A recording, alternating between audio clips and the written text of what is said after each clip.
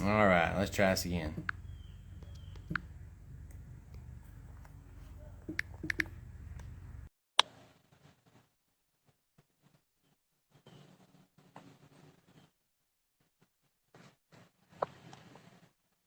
Can you hear me now? Still can't hear me? There we go. That's a lot better. Sorry, I had to restart it. I don't know because I guess we were on the phone at the same time by mistake. So What's I that? did. I just started. I guess we was on the phone at the same time by mistake. So we're gonna get it out one way or another. Whether a boy from Alabama and Tennessee can figure this out or not, I don't know. Between the two of us, though, you'd think we'd operate a cell phone. We'll put our heads together and figure something out.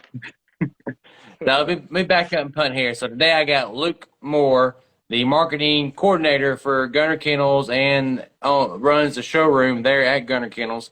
Like I said earlier, I was just there the other day, and somebody with strong arms and a big truck could grab everything and run out the door if they wanted to chase him and a couple of dogs down the road. But it's pretty cool. And what was neat about Yeah, it going man. in there, when I think of the gunner world, I think of all of us outdoorsmen, hunters, hunting retriever world.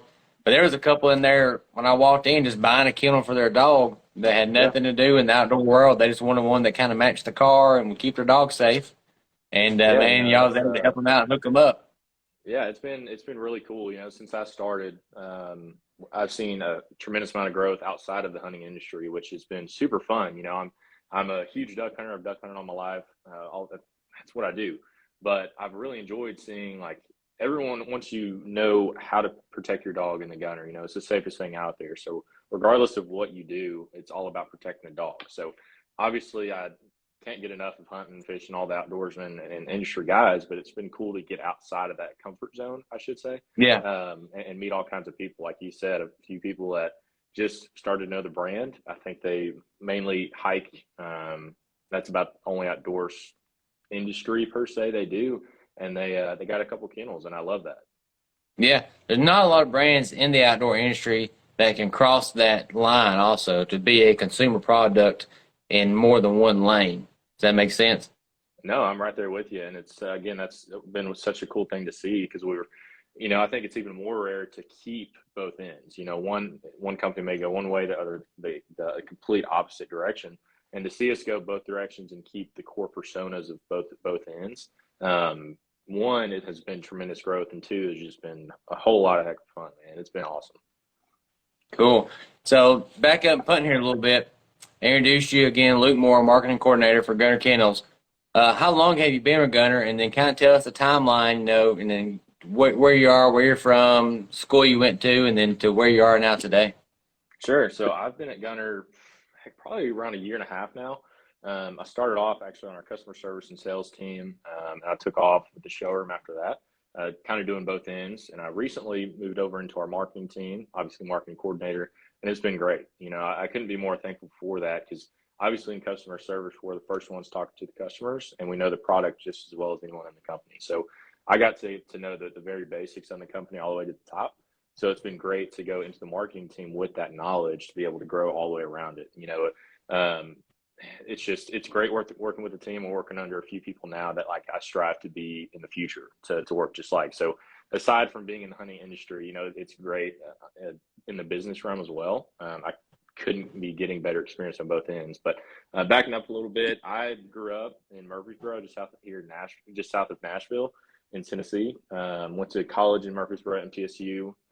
So it's been great, man. Staying around Middle Tennessee my whole life, and can't complain about staying one bit. My wife and I, we got married this past November, so she loves to hunt with me every once in a while. She's not that huge into it, but I can't complain that she wants to go here and there, which is great. That's right. So talking about consumers in both worlds, you and I was talking about it a little bit when I was over there last week. But I always felt like our industry really is the best industry of people true people that are honest and want the best for you no matter what. And for the most part, there's bad eggs out there, even we had just had that whole fishing scandal just happen. So there's Sure. definitely always going to be people in any industry that's going to bring people's name down. But I think the outdoor industry really is a true grit, very genuine type industry. And then you mix that with people who care about their dogs, people who care about, my wife, there's a boarding kennel down the road my wife just bought. And so we're kind of learning, the whole pet owner stuff, and whatnot. I mean, we care about our dogs, but sometimes we think we're the exception, not the norm. Sure. People care about their dogs. People want Yeah. them protected. People want them taken care of. They want them. Not only that, they don't want them just safe. They want them to be comfortable as well. The vet bills are high, even when your dog is not sick and well and is well. So to think about, two avenues that are taken care of or have genuine people that really have care and have higher standards and just all around, live in the outdoors or want to do stuff in the outdoors, whether take their dogs to parks or go run the grand, what's going on, the Match Nationals, what's going on this weekend. I feel Sure. like definitely both people in both lanes are the kind of salt of the earth type people. Man, I couldn't agree more. I had nothing to do with the industry before working at Gunner. So to hop in here, it was a little bit intimidating because you think of like, okay, you could see how it wouldn't be that way, but it, like you said, is the exact opposite. There are a few bad eggs here and there, and that's with anything. But for the most part, it's been nothing but genuine guys and gals. So I've made the most random connections ever, but in the best way possible. I mean, even meeting you, it was great to make that connection and a relationship that'll go beyond business. So it'll go to a personal relationship, which I love, and that seems to be a case all over. But that's one thing I've always, especially when I started, respected about Gunner itself is they just seem to have a good foot with everyone in the industry. I haven't had a bad reputation to be connected with it so far, and I really love that. And I feel like that's hard to do in any industry. So I've really respected that. Addison's done an awesome job at doing that from the very beginning. So to see that and to see like as a core foundation, one being customer service and one within the industry to continue that, it just speaks volumes to me. And obviously, don't get me wrong, regardless, I would have wanted to work for Gunner and work for in the industry, but it definitely helped out the cause to know that, and the company respects everyone in the industry, if that makes sense. Yeah, no doubt. So, and y'all are dog people, right? So like when I showed up there last week, I mean, I brought my dog because I figured, hey, nobody's going to say anything about me showing up to a dog with Gunner, right? I thought, we'll see. And Yeah, then I mean, your dog, Goose, was there laying up in the kennel. yeah, Waylon, another dog, was there around the back. I mean, there was just dogs laying all over the place. So to say the people that work there are not dog people or part of that world, you practice what you preach, everybody has their dogs in the kennel and has there's kennels laying around the offices and kennels, sure. Addison pulled up over there and kennel strapped to the back of his truck, and so I mean everybody practices what they preach and I feel like they believe in the products, of course. Yeah, and that's the truth, man. It's one thing to put on a front with any type of company, but when you truly believe in what you're selling, what you're working towards, it makes a difference. I truly can't say everyone here works towards that cause. They literally want to keep as many dogs safe as possible. Everyone has a Gunner. They all have one by their desk. They all take one when they're on trips or driving to the store down the road. So it's pretty cool to see. It's once you, regardless of working here or not, like once you look into what can happen to your dog or any animal, for instance, we have all kinds in the kennel. But once you learn and really see what the kennel's for, it's hard not to. So on top of a true cause of protecting dogs and other animals when traveling, it's pretty easy to buy into. I mean, it's actually working towards a goal that a lot of people can kind of agree on, if that makes sense. Yeah, yeah. Well, I mean, Addison's done so many stories already about Gunner and how Gunner came about. You got Goose. You've had Goose Yeah. before you got Gunner. So tell everybody about Goose a little bit. Yeah, man. Goose, he's my man. He's in here at the office with me now. He he's a heck of a dog, man. Like I know everyone says like, oh, you should see my dog, you should see his drive, but he's got it. He really does. He brings a smile to my face, man. So I got him when he was a puppy, obviously. I was young, man. I was 10 or 11 years old when I got him, and when I mean every day after school, hours on hours on hours, that's all I did. And until he was 6 months, sent him off for around 6 months. A lot of obedience and obviously some duck training. And then after that, it was the same thing, back every hour I could, and it paid off, man. He's 12 years old this month, about to turn 12, and he's still running and gunning. I mean, you saw him the other day. I've tried my best to keep him up, but man, he's just one of those dogs. It's like he has the true off switch. He's just a loving family dog at home, but man, once you get him out, he's got that itch, that the best itch I can explain. Yeah, and I mean, even for a 12-year-old dog, he looked good. You know, we ate lunch, and him and Ava were hanging out with us, and you know, they were laying on the floor. And as far as you can tell, of course, she got a little white on jaw. Ava does too. She's 7 though, so she's not as much as he does.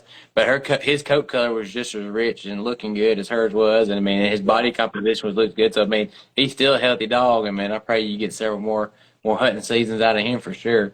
I mean, Yeah, and I appreciate that, man. I didn't even know he was there till I was walking around. I seen something a little white flash behind one of the kennel doors. Now look, so Yeah, he's that's got a big goose in there. I seen man, that he's one white of those beard go dogs. behind the door. Oh yeah, he's getting more gray. His eyebrows are turning gray. He's just one of those dogs, man. If the kennel is anywhere near him, like he'll be in it. It's just his safe spot. So it's he reps the brand for sure. Yeah, and everybody coming in, I guess, bringing their dogs like those customers did. You know, you would never even known he's in there. He's definitely well behaved for sure. Yeah, I appreciate that. I that was one thing I valued in a dog. You know, so I grew up hunting over a really really awesome chocolate lab named Tucker. My cousin Ivan, that was his dog, and that was the dog that did it for me. Is like, okay, I'm gonna model my dog after him because outside of I mean, he trained them all himself. So outside of the field and outside of hunting, he was great. So he would listen, he would mind, and I valued that just as much, if not more.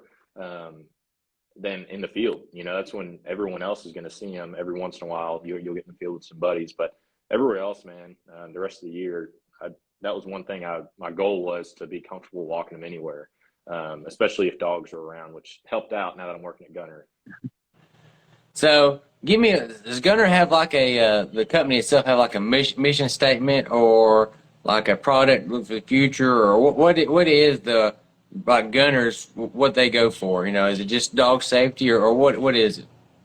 You know, the goal of in overall is to keep as many dogs safe as possible, save as many dogs' lives, and with that comes providing the best customer experience possible. You know, with the product that you buy to have for a lifetime, that comes with a lifetime of service too. So again, I don't want to keep saying this, but when I started with the company, that was another thing I really respected about Addison, Emily, and the everyone else that had something to do with it, is they kept that kind of the foundation of it. And you Yeah, can see, you know, whoever obviously reps the brand reps it with pride, because they've been given that same level of gratitude through us. You know, we as big as we get, we want to keep that small business feel, whether it be just keeping relationships or whatever it may be. But man, there's all kinds of different things we're wanting to do. And we could go on for hours about it, but it's really cool for sure. And speaking uh, of the devil, here's Addison. Have you seen my stapler? You know, I think it was around the corner here or there, maybe in This, kennel. this is your desk, and you got a more comfortable chair than me. Noted. definitely Noted. not in Alabama, that's for sure. I don't know what I'm doing. They just told me they handed me a phone and said press request. Oh, sweet. Yeah, no. So, well, we got the two legends on here now. Jump on here. Man, those are some nice calls behind you, Addison. Yeah, they're all I mine. was about to say. Okay. I seen them somewhere in the front showroom, if I remember correctly. I don't know how they moved back there at the back office. Yeah. Well, we got the man, the myth, the legend. Oh, Addison, the owner, founder, CEO, designer of Gunner himself, jumped on here with us. Luke, this was not my idea. Yeah, No, I love it. It's even better now. no worries. Like I said, Lou was just telling us about his history and his dying love for somebody named Addison. You know, I And was bragging on he's it about before to show me a y'all, man. I tattoo ain't he gonna had say made, anymore. a tattoo of somebody named Addison on his arm. And he's getting ready to show me. I didn't see it yet, though. I was gonna break it out, now it's gonna have to stay hidden. Yeah. You know. So, what's that, dude? Oh, not much. You been running and gunning today? Always. Yeah, yeah. That's Yeah. what we was just kind of getting into Luke's history and then how he come with the company, and then we've been talking about Goose a good bit, and then I was talking about kind of how in the outdoor world, when I think of gunner, I always think of it being just an outdoor hunting world. But then, like when I was there the other day in the showroom, there was a couple that come in there that just wanted the kennel to match their car for their dog they cared about, little foo-foo, and didn't care nothing. So I think it's cool how Gunner is a brand that can branch not just the outdoor industry, but has different avenues and different lanes it crosses. You know, which still gets outdoor people with their dogs, but it's not in just our niche hunting and shooting world also, which I think is pretty cool. Yeah. I've got a couple thoughts on that. I remember when we were starting, people were like, well, you know, don't go after these hunting dogs. You should just go after all dogs in general. And just, I think being authentic is a big tenet of ours. And, I'd rather try to make a name in the hunting dog world, number one, for quality and safety. And then number two, we can kind of grow outside of that. So I think, as all day today, I've been looking at our product roadmap till 2025, and there's products for me and Luke and you, for the hunting dog owner, but also there's products for everybody, that whatever world you are as a dog owner are in, you want to make quality stuff. So it'll be interesting to see what we come out with in the next few years. But I just got a thing saying, wrap it up and say something nice about Luke. Luke. Do you have a tattoo of Luke like he's got one of y'all? Do y'all got matching swallows on your arm or something? We tend not to talk about that. We tend not to talk about it. All right, I don't have to end this, but thanks for letting me interrupt. Oh yeah, man, good to hear from you. Yep. Later. See ya. See if I can get him going. There you go. Well, that was a surprise. Absolutely, it's always a good surprise. You never know what That's right. Adam's going to pop up and join, so it's always a pleasant surprise. Yeah, I didn't mean to tell everybody about y'all's matching swallow tattoos, but that's okay. I'll It's let a cute bird,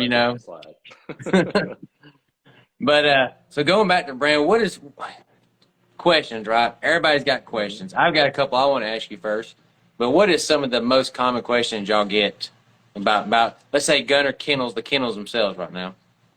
Honestly, the biggest question we get is just getting proper sizing, which doesn't seem like a big issue or a big question to ask, but it really is. That's what a big part of what Addison and the team put into engineering the kennel.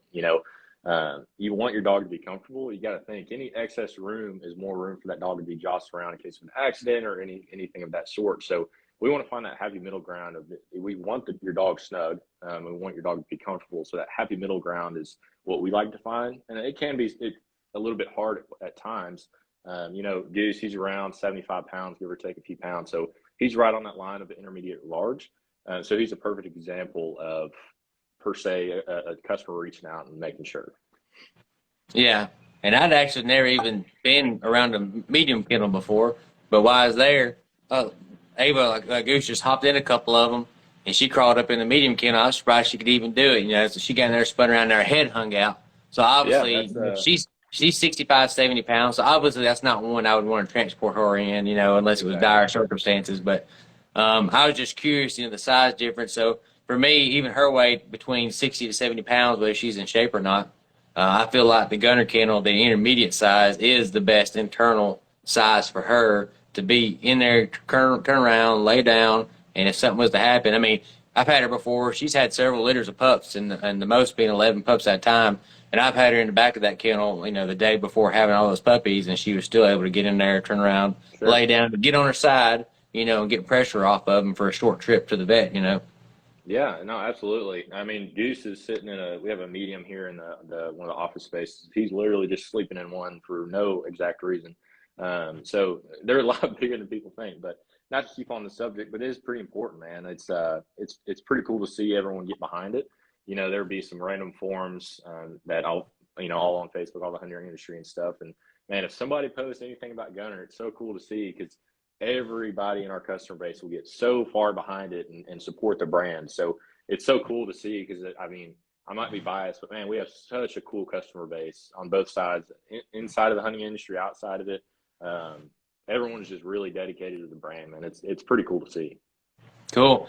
And then even talk about being dedicated to it, I found, and I know you're on there because you answer questions sometime, I found a Facebook group, Gunner Kennel Discussions, where a lot of people ask the questions, hey, I got a 60-pound whatever, hey, I got 30-pound whatever. Yeah. Or I seen one today, somebody had a Jeep Gladiator and didn't have the best tie-down spots. Was asking people how to get, latches for the actual tie-down strap and stuff like that. So I think it's a big enough community, out there that people have questions and concerns, about fit and placement in vehicles, stuff like that, and that there's people out there that's had them for a while because the product's been out, since 16, 17, somewhere around that people have had on different vehicle fits. I run mine in an Excursion. We was able to put 2 intermediates in the back of my Excursion, no problem. And then I feel like I could still ratchet it down to the back seat, latch downs when my seat's up. Sure. And so I feel like those, let me knock my table off. I feel like those are questions people just, because expensive is cheap, right? You get what you pay for. So before someone makes that kind of investment, though, 'cause that's what it is, they want to make sure that they've had all their questions answered, and they want to make sure they're buying the exact right one, right size, right fit. Do I need the straps? Do I need a connector strap? Do I need an all-weather kit? Well, if it's in the SUV, do I need an all-weather kit, or I'm gonna leave it outside? Does the color match my car? They want to pick the one because, like we was talking about the other day, this is a product that's going to keep going. It's going to last. So when you buy it, Exactly. it's not going to wear out. It's not going to, it's not going to fade. The kennel itself, it's not going to just start crumbling. It's not going to deteriorate. It's there. You know. Sure. Yeah, and that's one thing that we've always been real keen on is we know that it's a product that you're going to have a lifetime. And obviously, there's always going to be more dogs that people have. But our goal is to provide accessories and all types of items and dog products to service your dog and all of anything of that nature. So it's really cool. I know Matt Edison mentioned the roadmap. He filled me on a few things that obviously I can or don't want to mention everything because I'm super stoked about it. But there's some really awesome stuff that I think every bit of our customer base will really enjoy. It's our goal to, I think everyone realizes, overbuild each individual product. I think the food crate's a good example of that. It's completely overbuilt, more than some people want and need, which I personally think is a really good virtue of it. It's air, water, dust tight, but it's built like a tank at the same time. So keeping that standard and keep that quality standard for more products is super, super awesome. And I'm super stoked to see kind of what comes about it. Even a few others this year that are gonna release. It's exciting to say the least. Is there anything new coming out you can talk about? Peek behind the curtain a little bit. Let's see how far in this hole I want to go, but there are a few things that'll help out with some colder weather. I'll just say that. Some colder weather. Well, that was going to bring up. You northern guys. That was going to bring up my next question, and not about product specifically, but about the colder weather, right? So, a lot of people with the plastic crates, that you can get from, a local store, buy the insulated covers for them, right? Sure. So, on ours, and I don't know if I've noticed that big of a difference, but with the all-weather kit now, like what temperature range do you say with the weather kit, with the windows covered, you're really keeping the wind off the dog and the dog's body heat because, it's insulated the way it's double walled like that. Sure.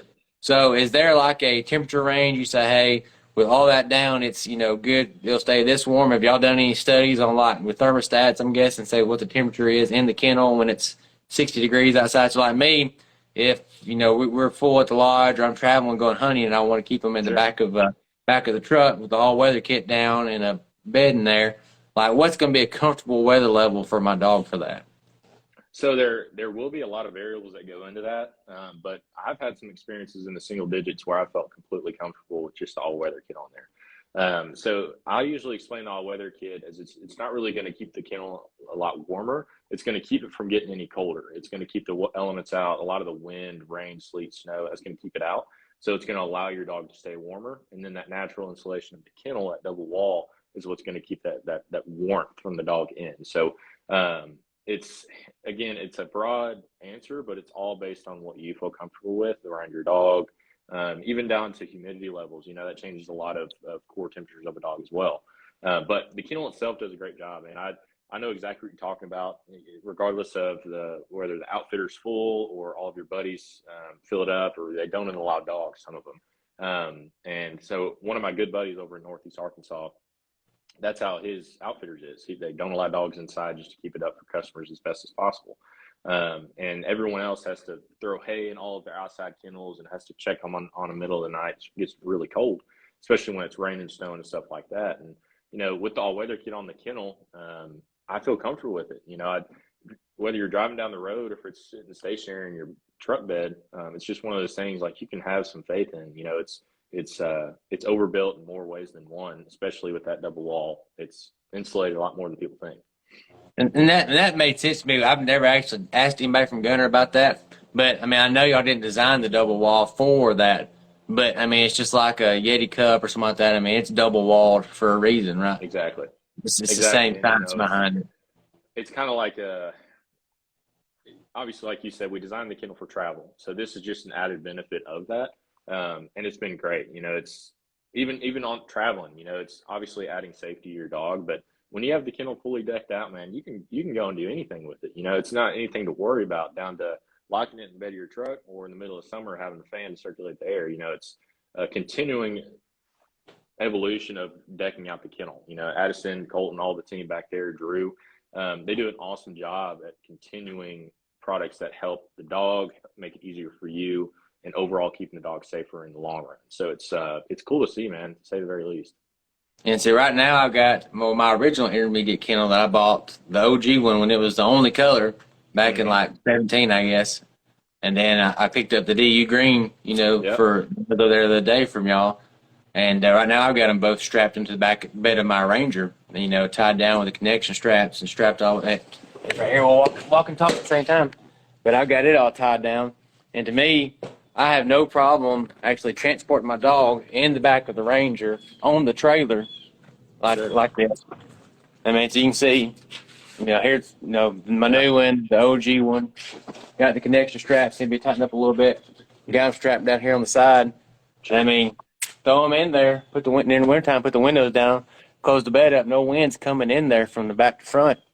Put it on the trailer, it just makes more room in the truck for keeping everybody's gear and stuff like that. And I feel, you know, completely safe keeping them in there, you know. Yeah, man. You know, and we're getting a lot of other setups. You know, we all kinds of truck accessories and truck setups are coming out as well. So it's cool to see like everyone's customizing them to their specific needs.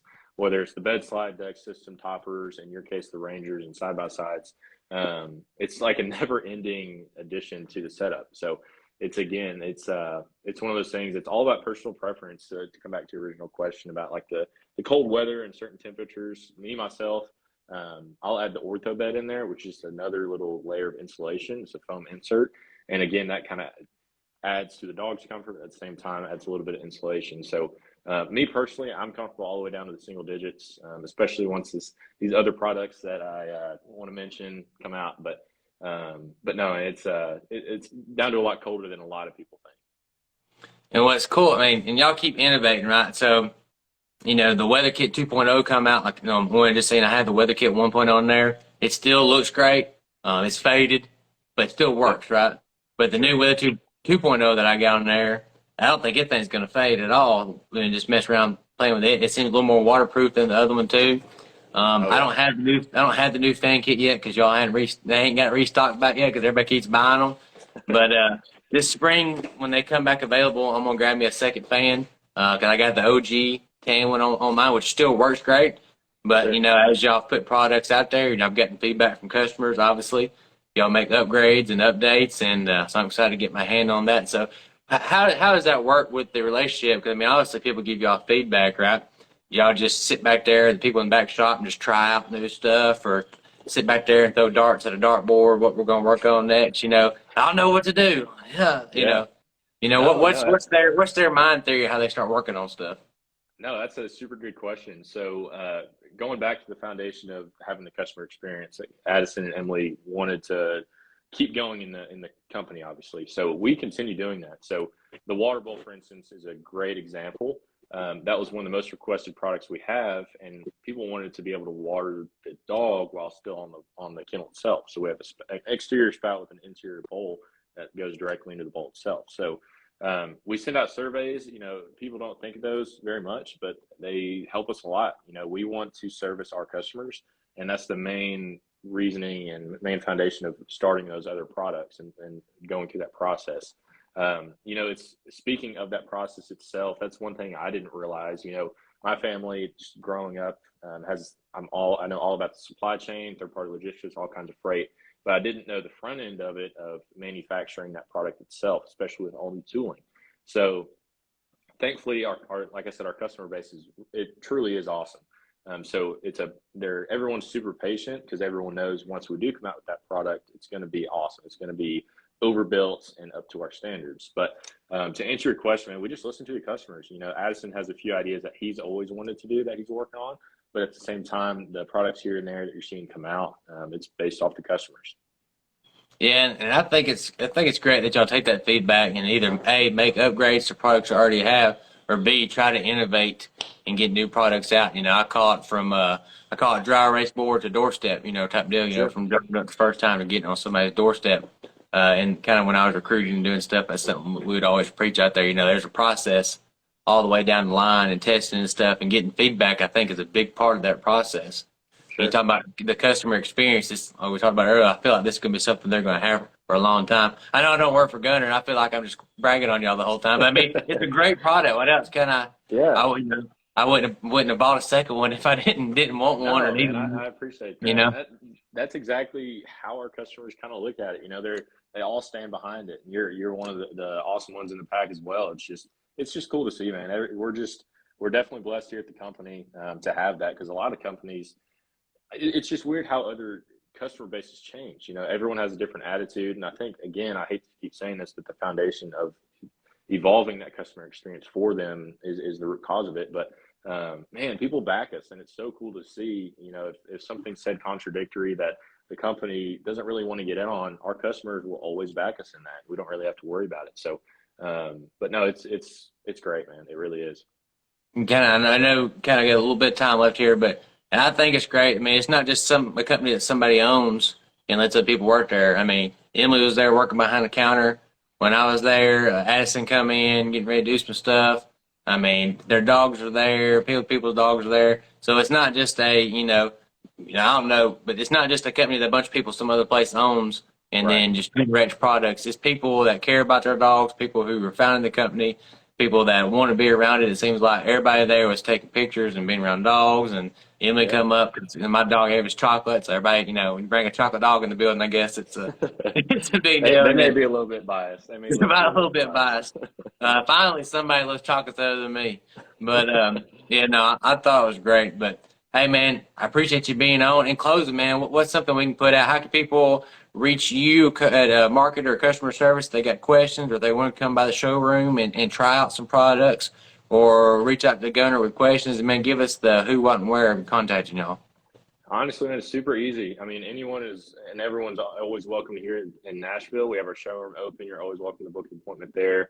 That'll be through me and Goose, obviously. And then other than that, just any contact on the site, man. A lot of people don't realize that you aren't going to call and just get a machine. You're going to talk to one of our three people in our customer service team that will service you to no end, above and beyond. We always try to make it right regardless. So it's any and all the ways just listed, and you'll reach somebody very quickly. Good deal. Well, Luke, man, I appreciate your time today, fitting me in here at the end of your busy schedule. I'm going to have to get you in Northeast Arkansas or North Alabama if you can swing and come do a little hunting this season with me. We'll put them to the test, that's for sure. That's the truth, man. I loved it. I enjoyed it, and I definitely want to link up later. But let me know, man. We can get on it. All right, buddy. Sounds good. Well, I appreciate it, guys. All right. See ya. See you, man. Well, that's it, everybody. I appreciate Luke for being on here at the end. Addison dropping in, wasn't expecting that, but that was a neat surprise. Now I got to figure out how to close this thing out without deleting the whole thing. So if you don't see us anymore, then I made a boo-boo. All right. See ya.